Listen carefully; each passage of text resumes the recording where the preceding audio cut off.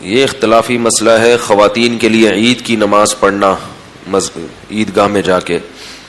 صحیح بخاری کی حدیث ہے کہ رسول اللہ صلی اللہ علیہ وسلم نے فرمایا کہ عورتوں کو بھی عیدگاہ میں لے کر آؤ، یہاں تک کہ وہ خواتین جو حالت حیض میں ہوں، جنہوں نے نماز نہیں پڑھنی، وہ بھی آئیں اور مسلمانوں کے ساتھ دعا میں شریک ہوں.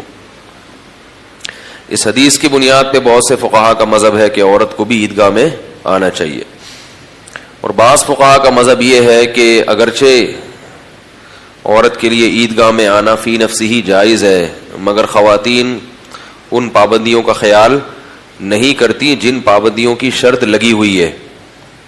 مکمل پردے کے ساتھ، خوشبو لگائے بغیر، مردوں سے اپنا راستہ الگ رکھیں، مردوں کے مجمع میں خلط ملط نہ ہو.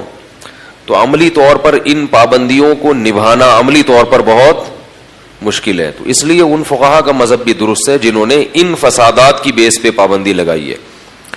البتہ میری ایک ناقص رائے ہے، کوئی فتویٰ نہیں ہے، کہ اس زمانے میں جو فساد پھیلا ہے نا وہ بہت زیادہ پھیل چکا ہے، تو خواتین شاعر اسلام سے دور ہوتی چلی جا رہی ہیں. تو اگر اس زمانے میں خواتین کے لیے عیدگاہ میں الگ سے کوئی انتظام کر دیا جائے، بالکل تمبو لگا کے پردے کی پابندی کے ساتھ، تو میرا خیال ہے اس کی اجازت اس زمانے میں دینی چاہیے، کیونکہ شاعر اسلام سے کٹ کٹ کے بالکل مذہب سے دور ہوتی چلی جا رہی ہے.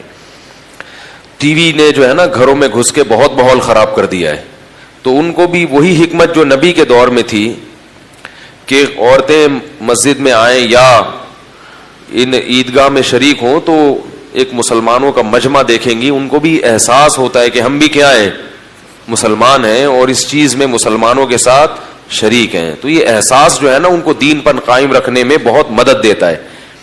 تو یہ ایک رائے ہے، اس میں بہرحال کوئی فتویٰ نہیں دے رہا میں.